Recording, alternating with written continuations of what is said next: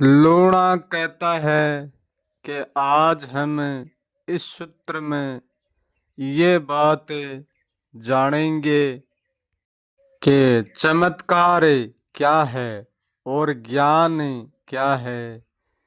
ज्ञान कहाँ तक है और चमत्कार कहाँ तक है। क्या ज्ञान श्रेष्ठ है कि चमत्कार श्रेष्ठ है। जीवन में व्यक्ति को क्या चमत्कार करने चाहिए कि या ज्ञान करना चाहिए, इसका निर्णय आज हम इस सूत्र में लेते हैं। जिस व्यक्ति ने अपना जीवन चमत्कार में लगा दिया है, उस व्यक्ति के लिए समझो कि उस व्यक्ति ने अपना जीवन खो दिया है। चमत्कार कोई असली सत्य का सुख नहीं है। चमत्कार एक काम की घटना है और काम से ज्यादा कुछ भी नहीं है। क्योंकि चमत्कार का नमस्कार तो हर कोई कर सकता है, परंतु सत्य का बोध हर कोई नहीं कर सकता, कोई बिरला।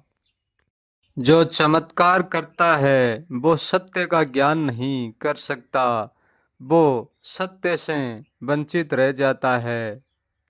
जो चमत्कार करता है वो खुद को कभी नहीं जानता और खुद से हमेशा ही अजाना रहता है, वंचित रह जाता है, खुद को कभी नहीं पा सकता। क्योंकि चमत्कार मंत्र तंत्र से किया जाता है। मंत्र में शब्द काम लिया जाता है और तंत्र में वस्तु काम ली जाती है। क्योंकि चमत्कार तो शब्द तक सीमित है, माया का जाल है, माया तक ही सीमित है।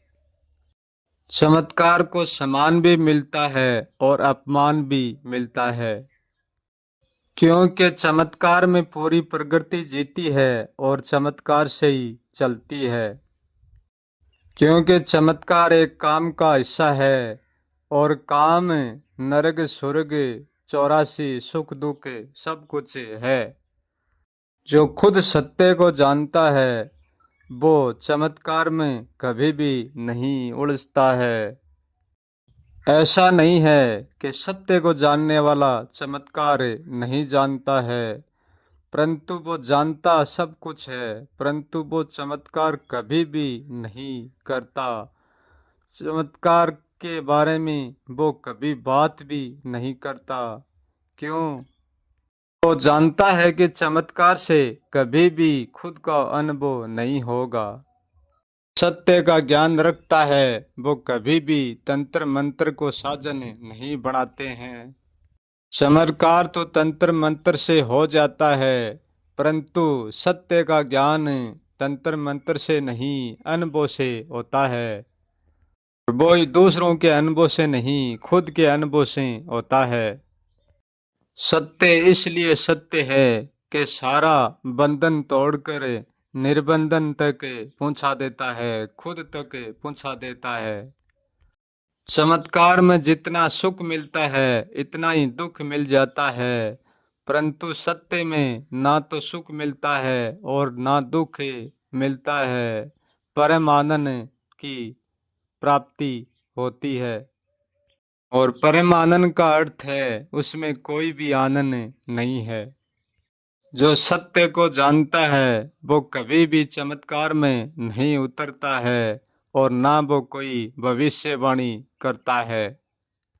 क्योंकि भविष्यवाणी करना एक है, काम की घटना कोई चुनौती देना है, उनसे ज्यादा कुछ भी नहीं। सत्य को जानने वाला कर्म अकर्म से रहित है, उनको कोई कर्म अकर्म बांध नहीं सकते। सत्य केवल अनुभव से पाया जाता है, ज्ञान से पाया जाता है।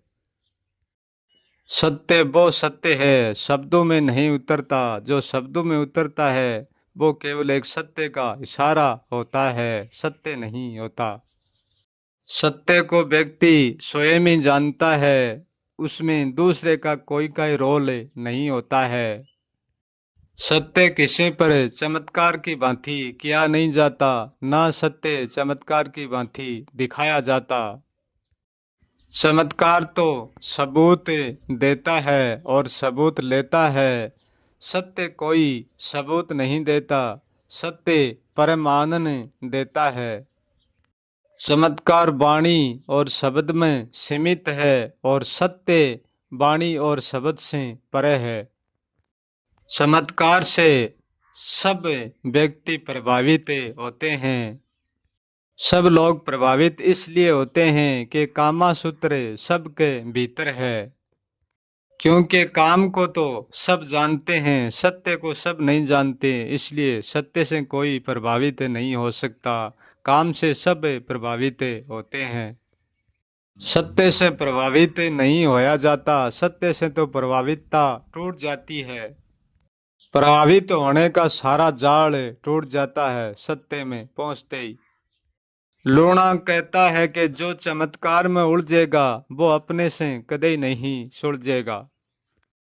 चमत्कार एक प्रकृति है, परंतु सत्य कोई प्रकृति नहीं है। ये सारी प्रकृति चमत्कारमयी चमत्कारित है। प्रकृति हर क्षण चमत्कार में ही रहती है, परंतु चमत्कार दिखाकर भी प्रकृति अपना चमत्कार सिद्ध नहीं करती है। ये खुद को भूला हुआ मानव चमत्कार का ढोंग करता है। पूरे चमत्कार की जर्नी है, वह तो करके भी कुछ नहीं कहती। जिस व्यक्ति को लगता है कि मैं चमत्कार करता हूँ, उनको सोचना मिथ्या है। क्योंकि चमत्कार करने वाला चमत्कार को जानता ही नहीं है, सिर्फ चमत्कार करता है। चमत्कार ये ब्रह्मांड करता है, चमत्कार ये प्रकृति करती है, परंतु ये करके चमत्कार को जानती नहीं है। ऐसे चमत्कारी को चमत्कार में उलझना नहीं चाहिए, जैसे प्रकृति नहीं उलझती है। परंतु मानव की प्रकृति ऐसी है, वह उलझ जाती है, उलझन से बचती नहीं सकती है।